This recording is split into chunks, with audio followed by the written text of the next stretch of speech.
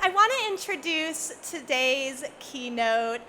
I am so excited. I'm a super fan, but I'm most excited to have her here because she truly embodies joyfulness in its many forms.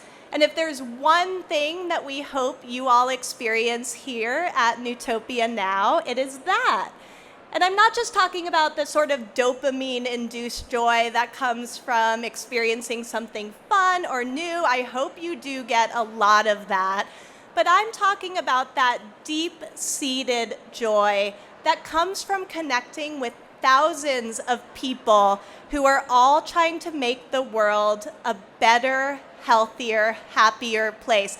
That's you! So let's give it up for so many companies, businesses that are doing good in the world. Now, I believe that Carla Hall represents that type of authentic joy. You maybe first were introduced to her through her work on Bravo's Top Chef and Top Chef All-Stars. I see some of you like, yeah, I'm a Top Chef fan, so I've been following her a long time.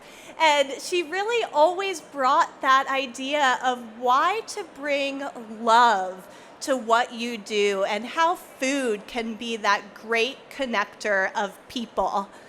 After Top Chef, she then became the co-host of the Emmy Award-winning ABC show, The Chew, and is now the host of Max's Chasing Flavor. In addition to all that, she's an award-winning cookbook author, and what I'm most excited about is that she is now bringing her passion and vision and uniqueness to the CPG and wellness industries, specifically focused on women's health and supporting women throughout every stage of their life. So please join me in giving a big, warm welcome to the amazing Carla Hall. Hey, everybody. Wow, it's a lot of you. I am so excited to be here. You can never have another first. And I am unintentionally wearing Newtopia pink. Yes, let's give it up for the Newtopia pink. So a little something about me. I am a card-carrying consumer of many things. My husband will see me purchase something, and within minutes of getting it, I'm using it, I'm eating it or drinking it, I'm reading it, I'm wearing it or using it. And his follow-up is always like, oh, it's new. Because he's always seeing me like really get into that thing that I am purchasing. And at this stage in my life, it's not just new because it's some novelty. At 60, so many parts of my body are changing. My hair, my skin, my outer body, my innards. The gurgling that happens when I am just sitting and minding my own business is real. I have to talk about the gas. No, I'm just kidding. That's it. So what I can eat has changed. I woke up one day and my body just started rejecting some of my favorite foods. In my 20s, I used to be able to eat a big, juicy burger with cheese, dairy dripping over it, French fries, and a big, thick, black and white milkshake. Now I have to plan it like a military operation, complete with strategic timing, backup antacids, and a post-meal nap scheduled for recovery. I don't know about you, but anything meat adjacent are the things that I can eat now. My hamburgers have to be done no later than 2 p.m. I love that you are nodding, because of you too, right? Yes, exactly. I'm not a vegetarian, but after 2, I'm a vegetarian. But here's my analogy about that. When you're young, you have a new body. It's like a new car. It's shining, it doesn't have any nicks or dings. And with the new car, that 5,000-mile oil change is a suggestion, I mean, at least I thought it was. It's a good suggestion, a healthy one, but if you don't get that oil change right at that time, your car is going to be all right. When that car gets older, it has a few more dings. It's not as shiny, and the oil change is no longer a suggestion. It's a lifeline. Now, some of those foods we were eating when we were younger, we probably never really should have been eating as much of them as we were, but we had a new body. The older body, after going through some things, is like, I need that oil change at 2,000 miles. So there are some of those things that you feel like you can't eat. How many of you in this room say, I used to be able to eat that? Yeah. And the body, because you have the older body, right? So whether you have a new car or an old car, a new body or an older body, the constant is change. And I talked about an oil change, but the constant is change. And the only way I know how to maintain my joy about whatever age I am is to accept and embrace the change. I'm in this incredible group right now called 50 plus. All right, those of you who raised your hand with a body where you said you can't eat something more, how many of you are in the 50 plus group? Okay. We're in good company, those are the rest of you who are here. The 50 plus, QVC plus, Discovery plus, Disney plus, Paramount plus, even BET has a plus. So what's the plus? It's a bundle denoting that there's something extra and worth paying for. So I look at my 50 plus self and I ask, what's my plus? What's in my bundle? My plus isn't just the years of life, experience, and oil changes. It's so funny as I'm reading this, I'm thinking about the oil change. Okay, even the oil change, right? Remember you used to be able to do that Crisco? And now you're like, okay, it's avocado oil, olive oil. We changed our oil, okay? So, I mean, it's real. So it's my wisdom, it's my hindsight. It's finally learning to value the failures or the lessons, what I am now calling the gifts that I grew through, so I can honestly say that I'm excited about getting older. It's my confidence, it's my vulnerability, it's my patience, it's all the extras in that bundle that make me worth it. At this age, I'm confident and wise enough to hire folks who are smarter than I am. I'm confident enough to put together a team where we rise like a box instead of a pyramid with just me on the top. Now, some folks may call 50 plus over the hill. We are not over the hill. Collectively, we are the summit. We are a group, a very large group that holds 70% of the disposable income in the US.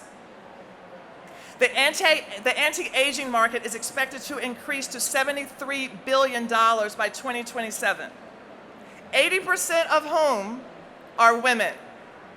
That's a lot of oil changes. We hold the power, yet the brands aren't necessarily marketing to us.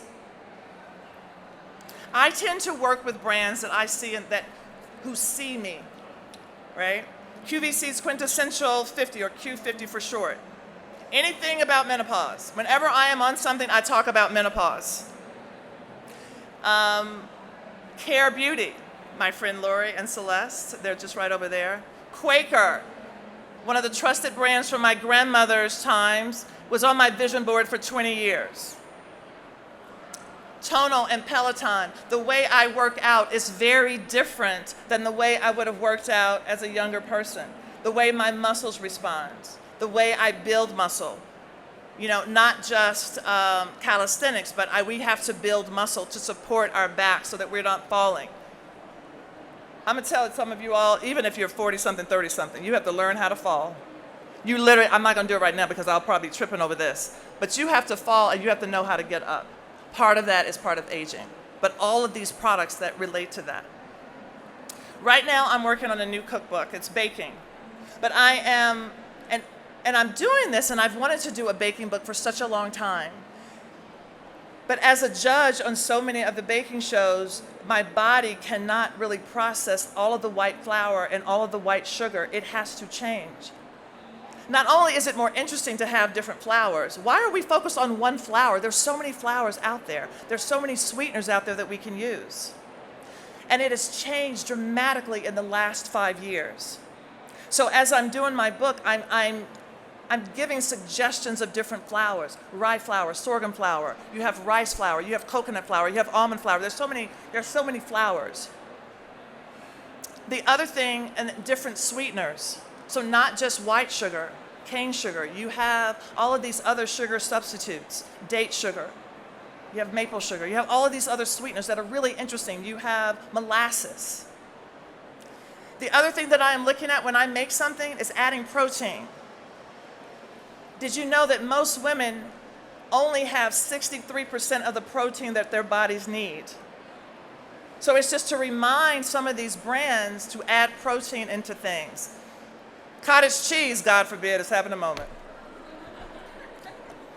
I'm trying to get with it. Okay, I tried it in some biscuits. It works. Protein. So I know we're going to start the questions right now, but I just want to say that the things that I consume may have changed, but I'm still very much a card-carrying consumer.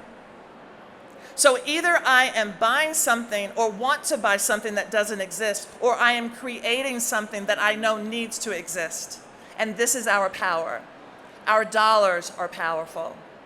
So when I think about CPG, I think about what is the white space that will not only for selling things, but just for making us feel comfortable and making us feel seen and honoring the summit that we are on top of at this moment.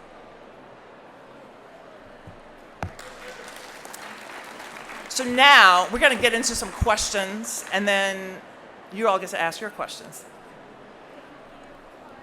Here you go. Thank you. One more time for Carla Hall. I had cottage cheese for breakfast today. It is making a comeback. Yes, and I had the oats. My grandmother would always talk about her rolled oats. I do like, you said overnight oats. Yes. What's your recipe for the perfect overnight oats? So to use either juice or you could use an alternative milk. So my body can't process that, the whole milk. I have to have that early in the day too. But then also adding whatever kind of seeds, and then you're going to add in either some yogurt, like a Greek yogurt for protein. Yeah. Bonus recipe right there. Bonus Carla You're welcome. Hall. You're welcome. So I want to make sure everyone gets questions in. So if you have any, please throw up your hand and we will just weave them into our discussion. But Carla, I actually want to talk about something that you said first. You were like, we got to learn how to pick ourselves up. So let's talk about that for a second. We're all pretty afraid of falling. I know something about falling. To not be afraid. I don't know if you all saw, I just posted something on TikTok where I fell.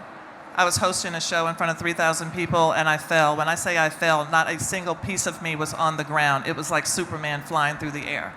But I was hosting and I got up and then I'm pointing and when I felt myself falling, I said, uh-oh, I'm about to fall. How do I want to fall? Engage the core, make it big. So I rolled several minutes before I got up, almost kicked somebody in the head. And then I said, oh, this show is going to be amazing.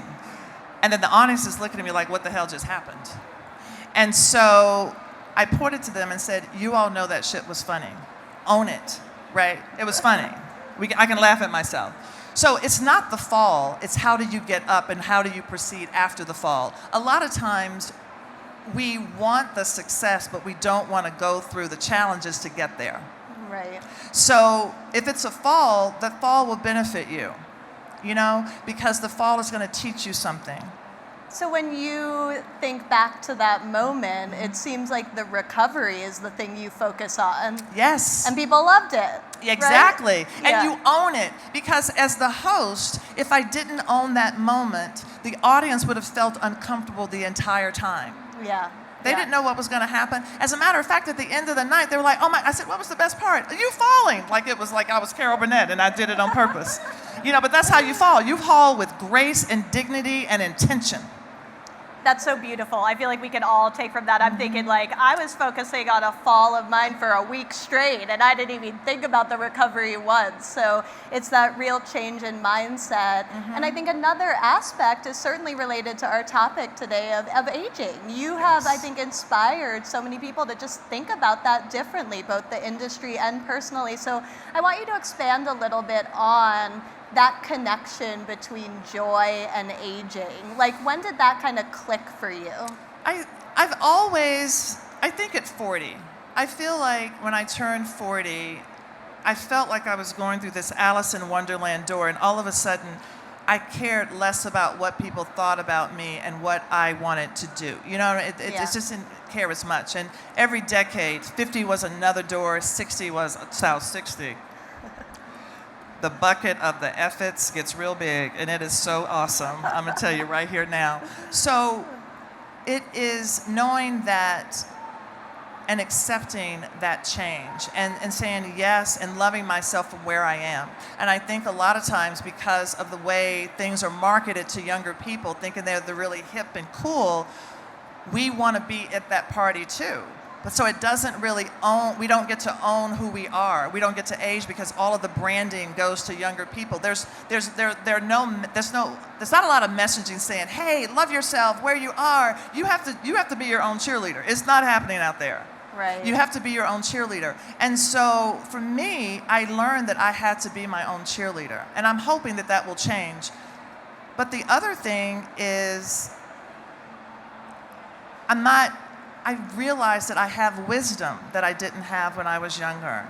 Yeah. And which is more important, the body or the wisdom? For me, it's the wisdom. Because the wisdom can take you into another chapter and write new chapters. But if you can sit on your couch and say, dang, I wish I was this size or that size, that doesn't really give you anything. Right. Yeah, and just this theme of loving yourself where you are, that's such an important message. And it seems like you've just embraced that. You said 40 was kind of the point, but as long as I've seen you on television, I'm like, she loves herself, she loves us, you're just full of love. And then when we got on the call the other day, we had a call to plan for this session, I was like, that is just like the Carla Hall I've seen everywhere. Like, you just show up so authentically you. Has that always been you, or has that kind of come over time, that level of authenticity? It's never, it had to come. I had to grow through some things. When I was at the Chew, I was 40, so I was 44 on Top Chef. I was running around with some kids at 44. And I was pretty confident, but when you're the only one, you still second guess yourself. And then when I was on the Chew and I did some media training, the media training was all about media training me out of me. It's like, Carla, don't play to the camera, share, but don't share too much. Have joy, but what? That's some crazy joy, And so it's all of that, and you try to navigate that, and you're like, well, where do I stand in this? And what I find, but that was the messenger of my lesson, to say my prayer every day was authenticity. And so the reason I was running up against this angst was because somebody, the messenger of my lesson was saying, I want you to be this other thing. Yeah. So as soon as I became very clear on who I was and what I wanted to do, it was very much accepted. So now I'm doing exactly the same thing that I was doing maybe the first year of the Chew, but I've owned it. Yeah. And all our lives are about, whether it's a product that you're buying or selling, it is about being your authentic self, because you can only succeed if you're successful. And that literally is your job. That is your whole job Right. in this lifetime. So that actually leads perfectly to a question I have just looking at everyone here. So who here has a meeting set up for some point during Newtopia? Does anyone have meetings set up? Okay, so a lot of people have meetings set up. How does all this that we're talking about of, loving yourself, being your authentic self, being true to yourself, how does that strengthen the relationships people can establish with others, whether that's in business or just life? So when you're presenting an idea, or when people come to me with an idea, I have to ask myself, is this something I would use? Is this, or am I doing it for some external reason? If you are in business only to make money, you're not going to do well. There has to be some, and so when I have partnerships, I am looking for some true and real connection. Even when I am making something, when I'm selling something, when I'm licensing with somebody, is this something that I can stand behind? Yeah. So when you ask yourself, what is your why for this product? What is your why, either to sell it or to buy it? And I think that is really important. I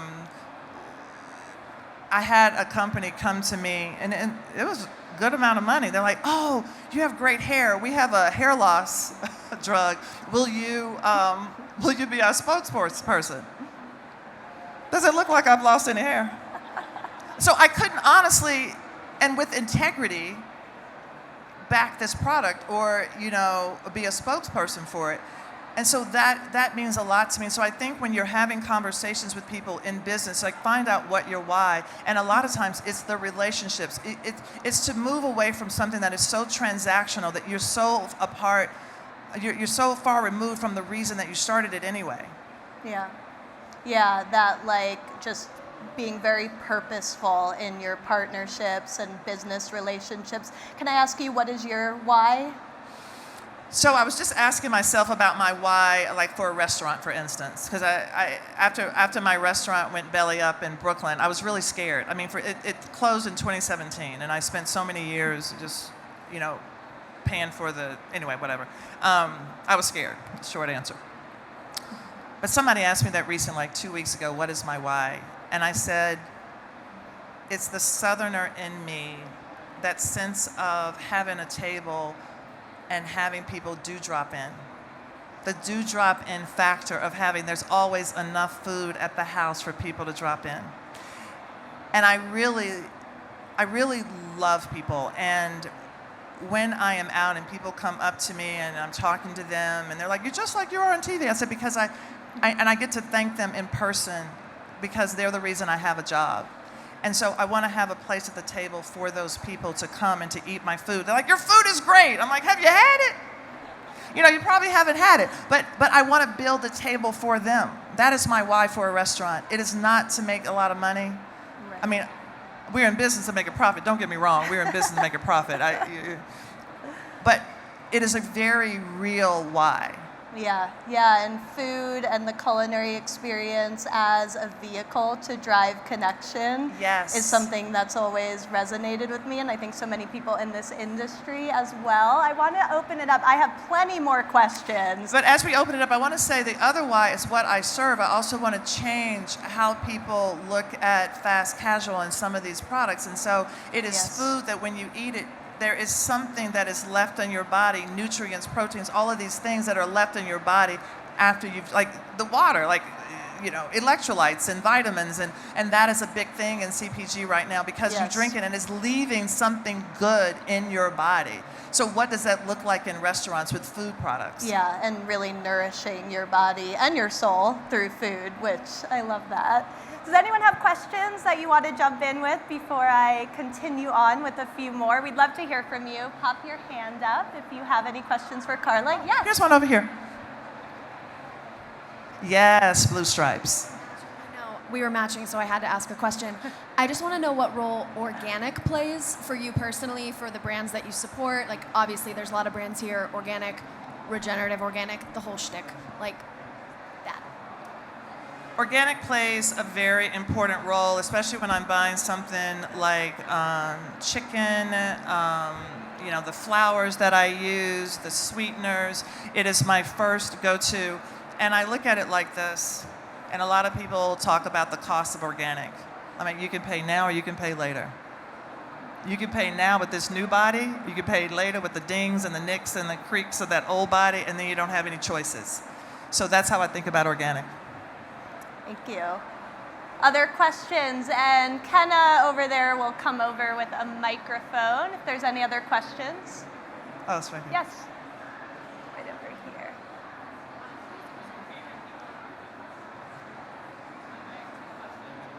It's not on. Is it on? Yeah. Okay. 2 questions. Biggest tips for perimenopause and menopause? And then the more fun question is, who are your other favorite Food Network personalities? Okay, perimenopause, menopause. I am so happy that we can talk about this and have an open conversation. There are about 83 different symptoms, and every woman's journey is very different.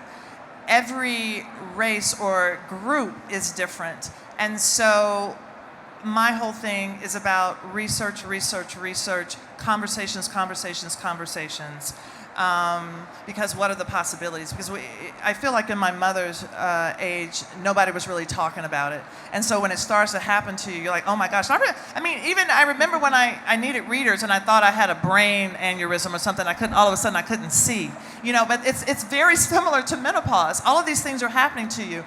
And I learned that pause for the minute, hold on. Because sometimes my memory goes, I have to pause.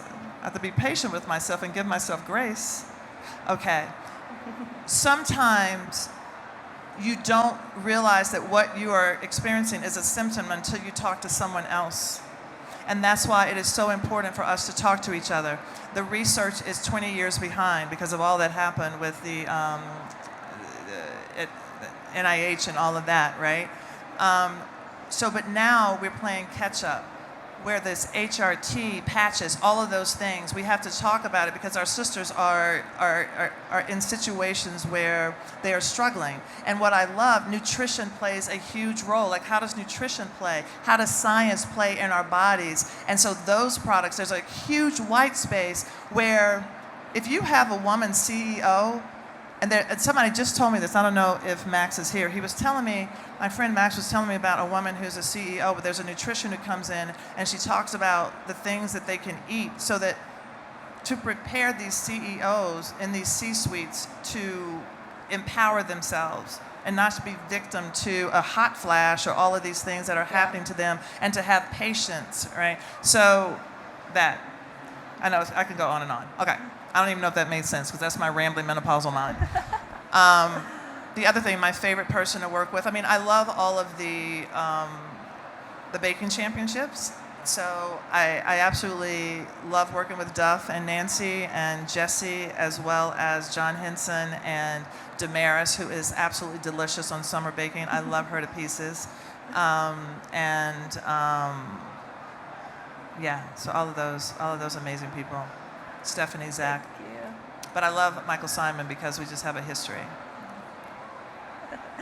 Thank you for your questions. And I do want you to expand a little bit. I think it's really great how you were talking about, the conversations around women's health are changing so much. They're opening up, people are talking about it, it's energizing.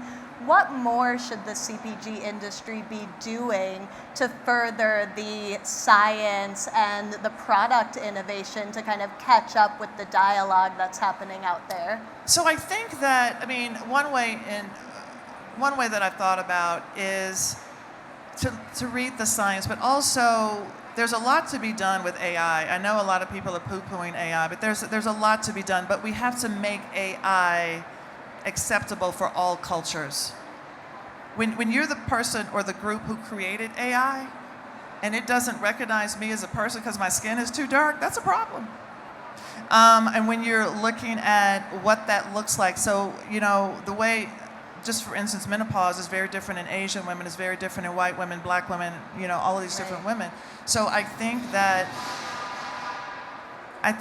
understanding that we're not ready to just give a solution without understanding the solution for all of these different groups. Yes. And that is so important. Because otherwise, even though it's 63% of the people, you're leaving out 37%, and that 37% isn't happy, and it's using technology and all of that. It's also having again those conversations and seeing what is truly needed, not what you want somebody to need. Right. Yeah. I am obsessed with you and that response, because I've had so many conversations about women's health over the past 6-8 months with companies and retailers that are doing really remarkable things, but not one person has mentioned either of those aspects. The use of AI to kind of create more equity around the solutions, and the nuance of the symptoms and the experiences of women. We're kind of saying, oh, well, it's enough that we're talking about it and doing something about it. We're just scratching the surface of what we're doing. It sounds like that's right. kind of where your head's at with That's it. right. We're just scratching the surface, and we have to input the data. So there's data to be input, and so you're not going to get the data without a conversation. Yes. Yeah. Does anyone have questions? Any other questions? Yes. Hold on just one sec. Thank you so much for being authentic. I've now had a TV for 10 plus years because I just couldn't resonate with a lot of the personalities on TV. So thank you for being authentic. So my question to you is, if you were going to work with a brand, what will you be looking for in the brand? I have to like you. I know that sounds so simple. I have to like you. I have to want to work with you. I want somebody to have a conversation and see me. A lot of times you think you know a personality, but you don't really know them because you only know what's been projected on the television, which is only 10% of who that person is. That's why a lot of people will say, oh, just shut up and cook, or shut up and dribble, and shut up and... they don't spend their whole lives playing basketball.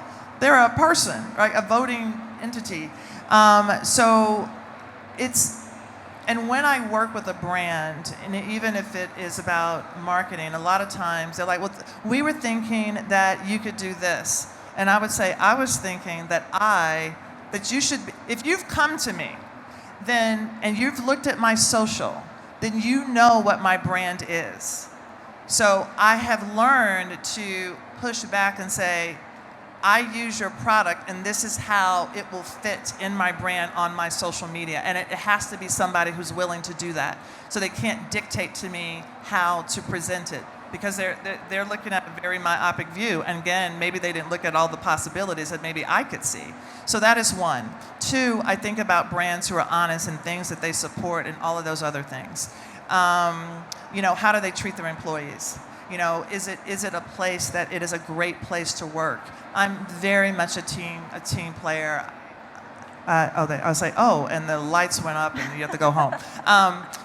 One of the things that, if I'm on a TV set, if I am working with my team, I want everybody to feel like they're being heard, and we are a group working toward a common goal. I don't care if it's a PA or the president, they should be treated similarly, the same, because it's a respect of people. All of those things are important.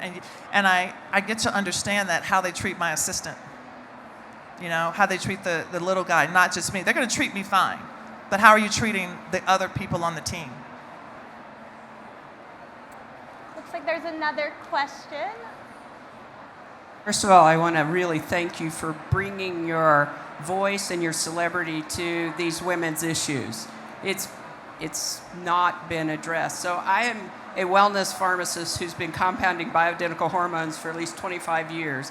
And I started adding the food, what I call food pharmacology, about last decade. But there's a missing piece I'd like you to speak about, which is the profound depletion women are coming into that phase of their life in. They're depleted nutritionally, they're exhausted emotionally. And did you find that was part of your journey that you had to wake up and address, or if you just speak to that? I didn't even know about the protein part until I was working out, until I was working with a trainer, and she was looking at the protein that I was eating. I was like, oh, shoot, like, I'm not eating enough protein. When I get up now, I turn to my husband, like, what's our protein plan, Like, what are we eating today? And also,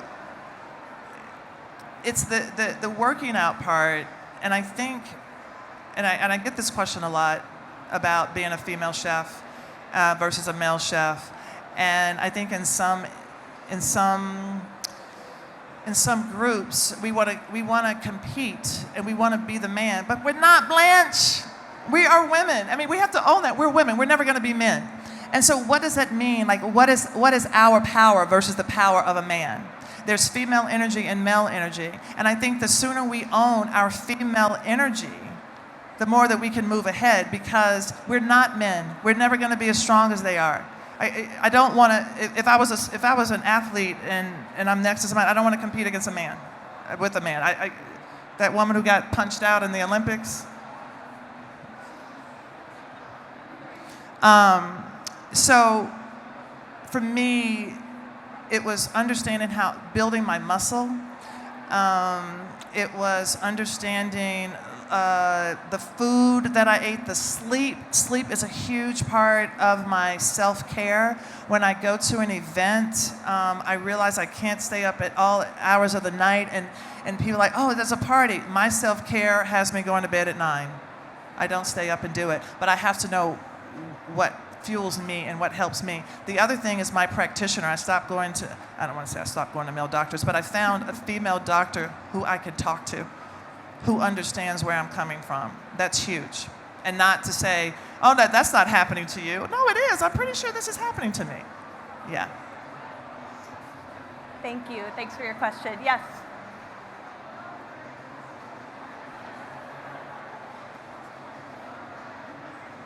Can we make sure that's on? Oh. Is it pushed up? Yeah, you should just. Hello? Yeah. There we go.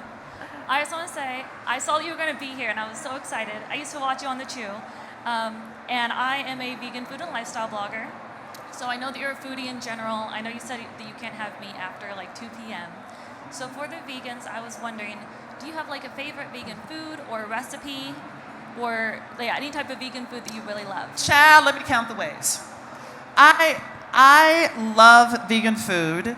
I used to share space when I was catering with a vegan caterer, and so what's my favorite? I don't know. I mean, I make a lot of beans. I make my greens, even my collard greens. I just eat a lot of vegan food, and it's a misnomer. As soon as you call something vegan, all of a sudden people are like, well, I don't want that, but they didn't know that dish has always been vegan.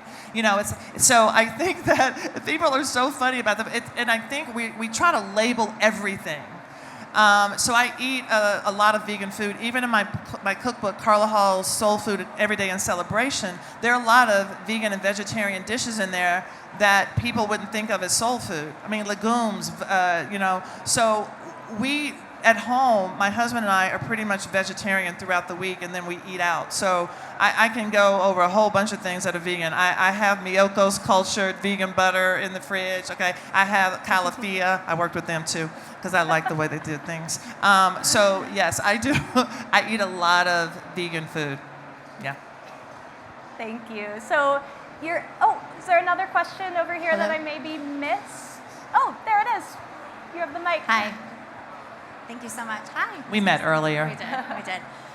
So as you were touching on AI. Go a little bit closer. Okay. Yeah. Is that better? Yeah. As you were touching on AI, menopause, perimenopause, there's an overwhelming amount of like hormone balancing pills out there that are so easy by a clicking. As somebody who's in their 40-somethings and is trying to be proactive with hormone balance, what is your take on accessing hormones from I'm on HRT. What's that? I am on HRT, hormone replacement therapy. I didn't know a lot about it. I did a lot of research. I talked to my doctors. Could I do it? Couldn't I do it? I started with the estrogen patch, but I need something that's passive. I need to not have to do the thing every day or every week because it will not get done. I know that about myself. Other people can do that. So it works for me. And just to test it, I was on it. And from what my practitioner said, once you're depleted, that goes away. It's hard to bring it back. So I was fortunate enough to have somebody give me a list of things that could potentially change. in my late 40s. So I was ready. When I started with the patch. When I started HRT, I was like, okay, let me see how this works. And then I stopped taking it, and then I noticed changes, in my body. I was gaining weight. I was doing all these things. I never had PMS, so I don't have the anger thing. I don't know. I don't have that. But so that's not one of my symptoms. But I am a proponent of absolutely getting help, because you don't have to suffer in silence. What my mother, she just puts up with hot flashes and all these things, and I'm like, Mama, I'm pretty sure you don't have to go through that. So yes, you should be getting some kind of help and not suffering in silence. I feel like you looked at me when you said the anger thing, like I know. I do know, but I don't know how you knew that. You haven't experienced that yet. I think it's really interesting, though, Carla, because I am seeing with consumers and consumer behaviors that they're finding a mix of things that make sense for them, a combination of conventional and holistic. And I think the red thread across what you're saying, whether it be on an emotional level or a physical level, is listen to your body and listen to your soul and make the choices that are right for you. So I think you've done that in such a great way, and sharing that wisdom with us is a beautiful thing. So thank you, Carla. I have one final question before we kind of start to wrap up, and that is, what would you like to see more of from this CPG industry now that you've been working in it, you're connected with all these different brands? What's your call to action for people in the room to make it an even stronger, better industry? I think it's the idea that one size doesn't fit all. I want to see more protein in products that are delicious. I want to see better choices at airports, because I spend a lot of time at airports. I want to see things that, and looking at the anti-aging Category, Mark. Thank you, category. If we're spending our money on that, to respond to us by giving us products that really work, and not just stuff that you say they work in theory, but do the research and give us things that can really change our lives and make them for the better. And I think that's why this is a really big industry, because we're all trying stuff. But what works for you may not work for me. But Right. But I think that's where I would love the CPG market to be. More listening and more listening to listening. more people. That's right. Like. Different people listening and responding to that. Yeah. Based on what's good today, not what was even 2 years ago, 5 years ago, because now that's old hat. Yeah. Well, I think this is a community of people that are ready to rise to that challenge. And thank you so much, Carla. It was such a pleasure having you here. You've just created the whole energy for the whole week, and this was really delightful. So give it up for Carla Hall. Go Pink! Go Pink! Thank you, Carla. Oh, my shoes, these are Rothy's. What? Rothy's, everybody, Rothy's. And this designer is Solfista. She's a 50-plus-year-old woman who designs for jazzy women over 50. Come on, what? I'm jazzy. Thank you, Carla.